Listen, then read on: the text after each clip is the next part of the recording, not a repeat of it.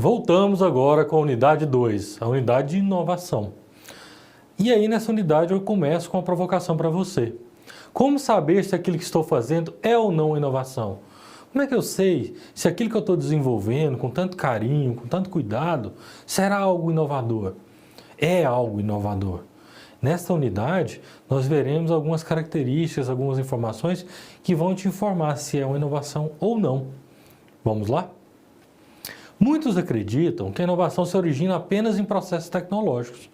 Então você vincula muito a inovação a alguma coisa de TI, computação, tecnologia, mas a tecnologia é sim uma ferramenta muito poderosa de inovação, mas ela não é a única. Quantas vezes você se deparou perguntando com algo assim muito simples e questionando por que eu não pensei nisso antes? Né? Eu olhei aquilo e falei, gente, por que eu não pensei isso? Quantas vezes não aconteceu? Por que não fui eu? Eu até vou dar um exemplo aqui de uma inventora brasileira, inventora Tessia Genes, porque ela era uma cirurgião dentista no ano de 1959. E ela inventou o escorredor de arroz, porque ela estava cansada de toda vez que lavava arroz, ela entupia a pia da cozinha dela. E aí ela inventou esse escorredor de arroz e vendeu a patente, que ela recebeu royalties durante 15 anos da Troll S.A. Foi até o tempo dessa patente expirar. Então, na verdade, ela inovou para criar uma coisa para o benefício dela, para satisfazê-la em suas necessidades. E acabou satisfazendo um monte de outras pessoas. Então, vocês perceberam quanto, às vezes, a inovação não está vinculada apenas à tecnologia, mas em satisfazer algo que as pessoas têm ou alguma dificuldade das pessoas? Agora, nem só de ideias inovadoras e inéditas vive a inovação. Você pode sim fazer alguma coisa diferente, só que de uma forma mais eficaz, agregando um valor, e isso também é considerado como inovação. E aí eu trago o exemplo para vocês da Toyota. A Toyota, ela conseguiu transformar um modelo de linha de produção que desde a Revolução Industrial ela era utilizada. E ela criou um modelo tão eficaz, tão eficiente, que foi copiado por todas as outras montadoras do mundo inteiro. Então, mas é um modelo que ele é baseado em quê? Em reduzir o desperdício e trabalhar também com a produção puxada e não a produção empurrada. O que é uma produção, a diferença entre puxada e empurrada? Uma produção empurrada é quando você produz e dá um jeito de desfazer do seu estoque, vendendo e empurrando para o seu cliente. A puxada não. A demanda, quem traz essa demanda é o próprio cliente. Ele fala a quantidade que ele quer, o cliente é que busca a quantidade. Então isso é muito eficaz e gera diminuição de estoque e tudo mais. Mas voltando para o caso da Toyota, que é a inovação da sua linha de produção, é interessante que outros segmentos acabaram seguindo também. Então você tem esse modelo da Toyota na construção civil, você tem até no office, que são nos escritórios, que hoje eles têm seguido também esse modelo. Então, a inovação ela pode sim ser algo, alguma melhoria de algum processo que você quer trabalhar dentro da sua organização. Vamos falar um pouco sobre o conceito de inovação e competitividade. É possível separar os dois conceitos? Ou esses dois conceitos estão sempre caminhando lado a lado, um completando o outro? Uma organização inovadora, fatalmente ela acaba não usando os modelos convencionais de gestão. Ela sempre tem uma estrutura muito enxuta e aí ela trabalha com a gestão mais flexível e isso, consequentemente, a torna mais competitiva. Então, a inovação acaba gerando um pouco de competitividade. Em contrapartida, uma organização competitiva, ela necessita assumir o protagonismo no segmento dela. E aí, a inovação acaba sendo uma ferramenta muito forte para que você consiga esse meio de competitividade. Vamos ver o Facebook. O Facebook ele foi criado há alguns anos, mas em constante inovação, constante melhoria, possui uma gestão totalmente flexível e aí ele consegue se manter competitivo e líder de mercado. E sempre que ele vê alguma ameaça, ele consegue se reinventar ou melhorar essas suas ferramentas para continuar inovando e competitivo.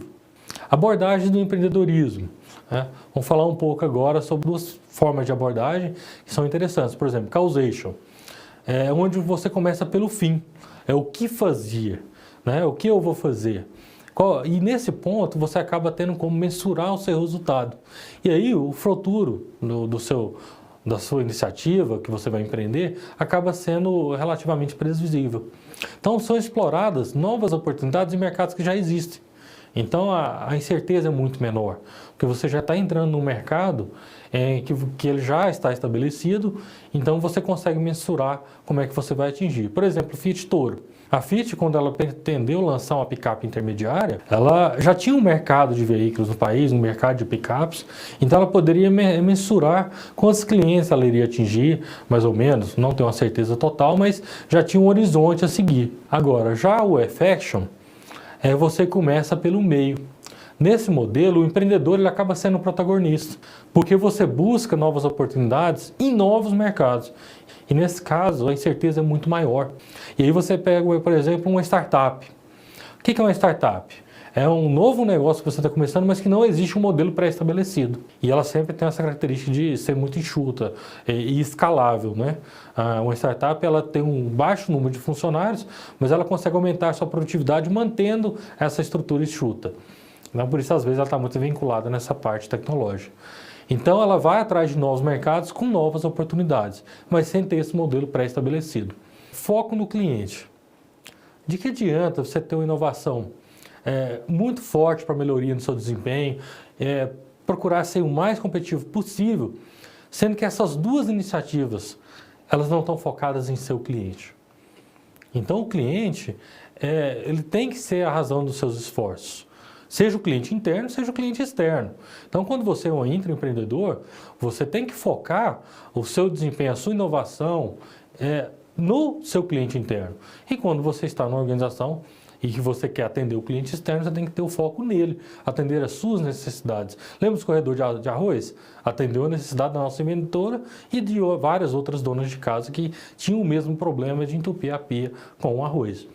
Então, a partir do momento que você foca no seu cliente, você trabalha de forma em fidelizá-lo e torná-lo leal à sua organização. Isso te dá sustentabilidade para prosseguir investindo em inovação. A Apple faz isso muito bem. Então, porque ela transforma os seus produtos em uma experiência de compra dos seus clientes, focando sempre na melhor experiência possível, o melhor produto possível. Então, sempre que ela lança algum produto, seja um tocador de música, um celular, ou até um tablet, ou um microcomputador, ela tem um mercado garantido, porque ela tem os seus leais seguidores, que não são só leais seguidores, eles vendem muito a marca dela, mas a preocupação dela é sempre com o cliente. Então, para finalizar, percebe-se que inovar não é uma tarefa muito fácil, mas no final o resultado ele compensa, porque a sensação é muito mágica. Você falar, poxa, eu fiz algo novo, algo diferente, isso é muito enriquecedor, isso agrega muito na nossa vida, como o próprio reconhecimento pessoal, você reconhecer o seu potencial. Foi disponibilizado para você um material riquíssimo que vai reforçar tudo que nós vimos até aqui. Bons estudos, conte comigo, entre no nosso ambiente virtual, estou aqui para te ajudar.